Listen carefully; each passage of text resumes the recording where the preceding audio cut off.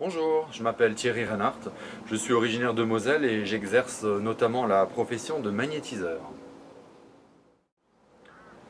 Lorsque ma grand-mère maternelle est passée de l'autre côté, après une longue période de deuil et de larmes, des changements ont opéré en moi.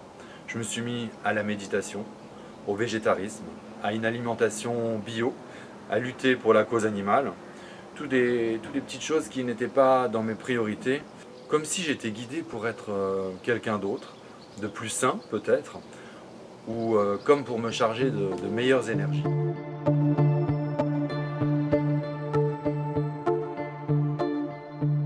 J'ai toujours été réceptif aux choses qui sortaient de l'ordinaire. Alors, quand la télévision s'est allumée toute seule, en rentrant des funérailles de ma grand-mère, j'ai tout de suite su que c'était elle. Elle est devenue, depuis, mon ange gardien. Elle me guide, me conseille. Ma petite mamie n'était pas du tout portée sur l'ésotérisme, le paranormal. Mais de son vivant, je lui avais fait promettre de m'envoyer des signes de là-haut. Et ces signes, je les perçois pendant des rêves prémonitoires, assez régulièrement, pendant des séances d'écriture automatique, ou même le jour de sa fête, j'ai allumé une bougie pour lui témoigner encore de mon amour. Et sa boîte à musique, que j'ai gardée précieusement, s'est mise à tourner toute seule pendant plus d'une minute, sans que personne la touche, sans que personne ne la remonte.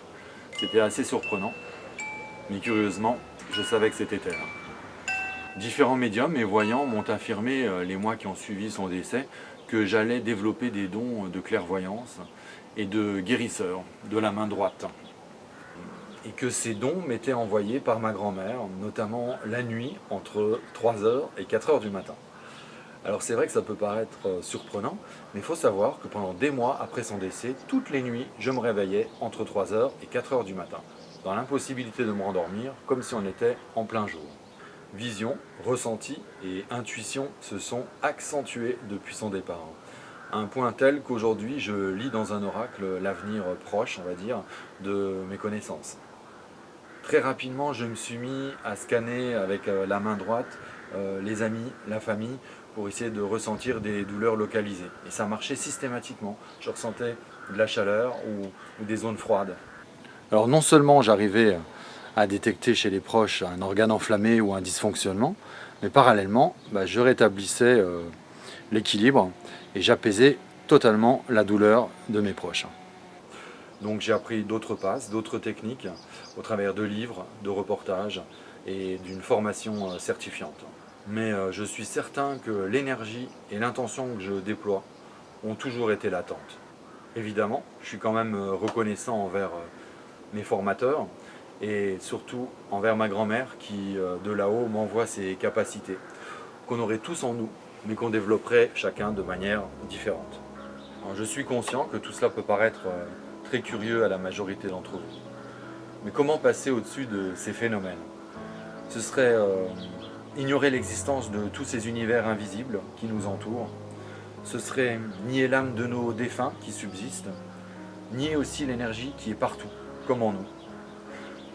Je voulais aussi apporter un témoignage d'espoir aux gens. Ceux qui ont perdu un être cher doivent avoir la certitude qu'il n'est pas loin. C'est apaisant, rassurant. Quelquefois, ça permet de se raccrocher à quelque chose quand on ne va pas bien, quand on en a besoin. Restez ouvert à tout ce qui vous entoure, visible et invisible. Je suis certain qu'un jour, vous aussi, vous aurez des surprises. J'ai accepté avec gratitude les changements opérés en moi et je vous souhaite la même chose. Soyez heureux et en pleine forme.